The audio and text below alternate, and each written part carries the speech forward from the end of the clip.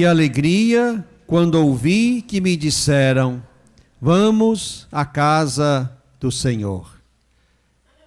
Estamos felizes porque estamos aqui nesta manhã.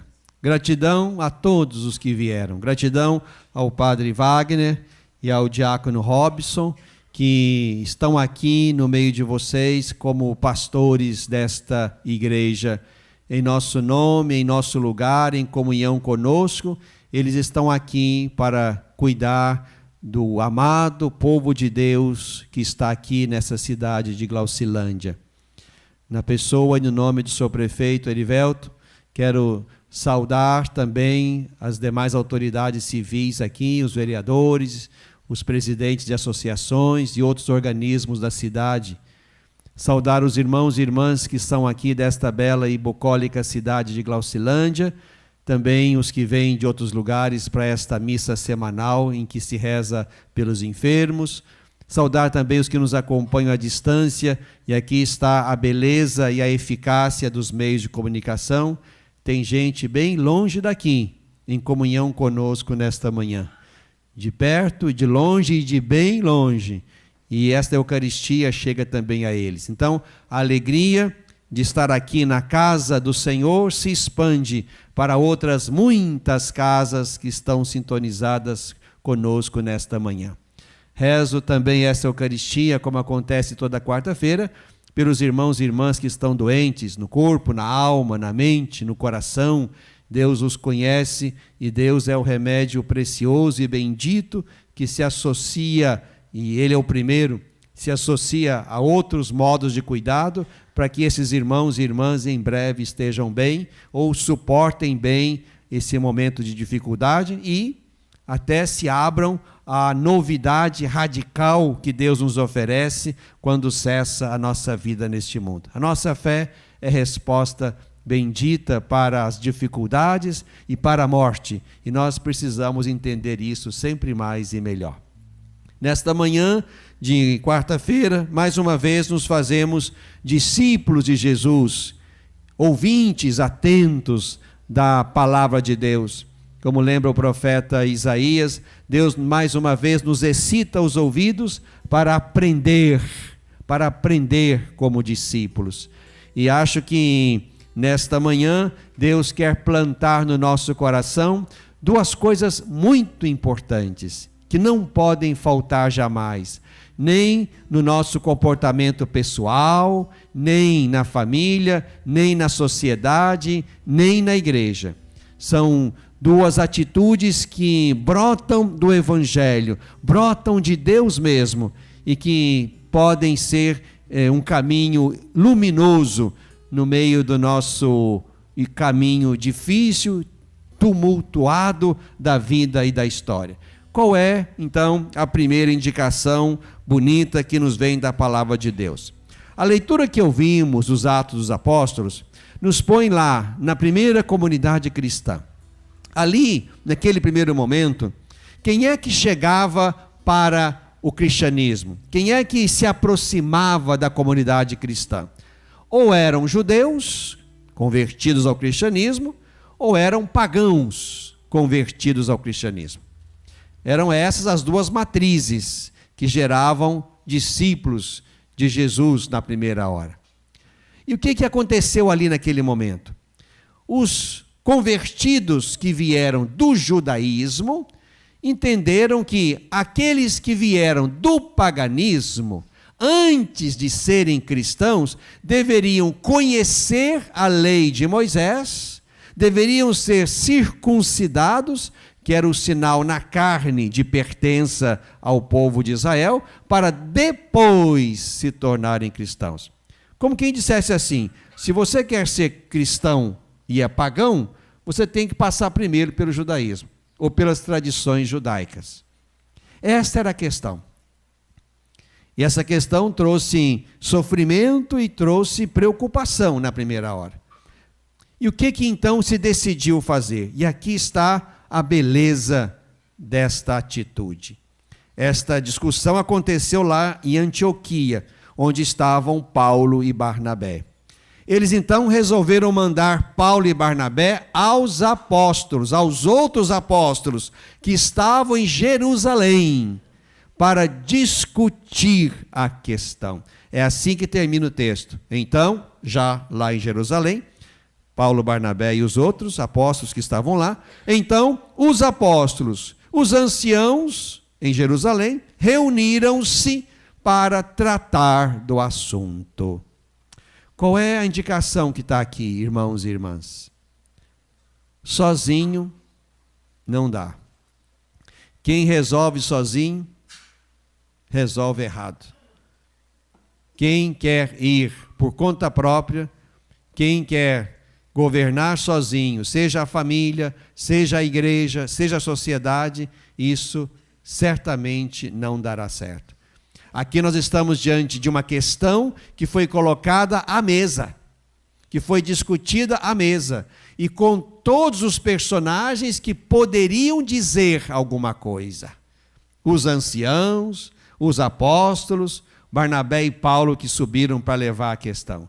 Isso nós chamamos nesse tempo do Papa Francisco de sinodalidade. Isto é a capacidade de nós sentarmos à mesa para discutirmos com a mesma importância de voz que cabe a cada um, discutirmos as nossas questões, os nossos problemas, para tomarmos decisões. Portanto, quanto mais sinodais, ou quanto mais colegiadas forem as nossas discussões e decisões, a gente certamente vai errar menos. O acerto será resultado de conversas, de partilhas, de decisões que não se tomam a partir de uma cabeça, mas se tomam essas decisões a partir do Espírito que age, que circula nas mentes e nos corações, e ali, num lugar próprio de discussão e de partilha, ali se escolhe no Espírito o melhor caminho. A resposta da discussão virá amanhã. Eu não vou antecipar para vocês terem que vir à missa amanhã. E aí vão saber o que decidiram depois dessa bela discussão. Mas, então é importante que nós, de fato, aprendamos isso. É a primeira coisa. Não é? Hoje, nem na igreja, nem na sociedade, nem na família, nem nos pequenos grupos, se tolera mais, digamos assim, o autoritarismo, a decisão aristocrática de um só. E isso precisa crescer sempre mais no meio de nós. Onde está mais de um, a decisão não pode ser de um só. E a igreja é uma grande comunidade. A cidade é uma grande comunidade. Não é? A família é uma pequena comunidade. Portanto, aí, nessas instâncias de convivência, de comunhão, precisa haver, de fato, esse espírito colegial, sinodal, onde as questões vão para a mesa e elas são discutidas com docilidade ao Espírito e com respeito a quem pensa diferente. É assim que a gente chega a um consenso razoável e certamente um consenso que Deus assinaria embaixo. Essa é a primeira coisa. Mas há uma coisa, e essa até considero muito mais importante, porque é dela que nós vivemos, e isso vem então do Evangelho. Estamos no capítulo 15 de São João. Aqui Jesus usa uma imagem bem rural, bem agrícola, que vocês aqui talvez conheçam bem, plantar e colher. Jesus se diz ou atribui a si a imagem da videira. Eu sou a videira verdadeira. Eu sou a videira verdadeira. E aí Jesus associa a esta imagem, a imagem de estar unido à videira ou de estar separado dela. Todo ramo que em mim não dá fruto, o Pai corta. Todo ramo que dá fruto, o Pai limpa, para que dê mais fruto ainda. E aí ele convida: permanecei em mim, eu permanecerei em vós. Como o ramo não pode dar fruto por si mesmo, se não permanecer na videira, assim também vós não podereis dar fruto se não permanecerdes em mim, porque sem mim nada podeis fazer. Sem mim nada podeis fazer. Pode repetir, por favor? Sem mim nada podeis fazer. E este mim aí é de Jesus. Sem Jesus nada podemos fazer. Ele é a videira. Se nós somos discípulos dele, cremos nele, estamos com ele, é só aí, irmãos e irmãs, que nós daremos conta de produzir fruto. Fruto bom, fruto doce. Porque tem fruto ruim, tem espiga sem grão, não tem? Bonita por fora, verdinha. Você vai tirar a palha, não tem nada dentro. Tem laranja azeda, ou bichada. Tem jeito de produzir fruto, mas o fruto que conta é o fruto bom. E nós daremos fruto bom se nós estivermos unidos a Jesus. É de Jesus e da nossa comunhão com Ele, é dele que vem toda boa intenção, toda capacidade de enfrentamento, até mesmo a capacidade de ceder a quem, por acaso, na colegialidade da discussão, tenha oferecido o caminho ou a ideia melhor do que a minha. É Jesus mesmo quem me faz ser humilde e acolher. Este é o caminho que Deus nos fez achar como nosso. Isso é resultado de comunhão com Jesus. E quando ele diz assim, sem mim nada podeis fazer, nada é nada, nada é zero, nada é ausência. Nada é isenção, nada. Daí a importância, se nós queremos ser bons padres, bom bispo, bons agentes políticos, bons pais de família, bons cidadãos, bons cristãos, irmãos e irmãs, o segredo é a nossa comunhão com a videira, a nossa comunhão com Jesus. Se permanecerdes em mim, e minhas palavras em vós, pedi o que quiserdes, e vos será dado. A comunhão nossa com Ele nos leva a ter os sentimentos dEle, as virtudes dEle, as qualidades humanas dEle, as emoções dEle. Não é só uma comunhão de estar perto, mas é uma comunhão que nos leva a imitar, a nos identificar, a nos configurar.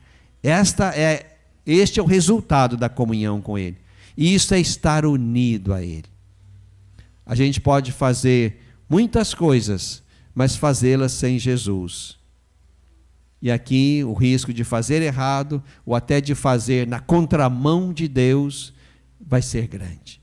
Então, que a nossa Eucaristia desta manhã ponha vida, saúde, consolação, suportação na vida dos doentes, e que esses doentes mesmos aprendam que não dá para sofrer sozinho. Até na doença tem que ter colegialidade.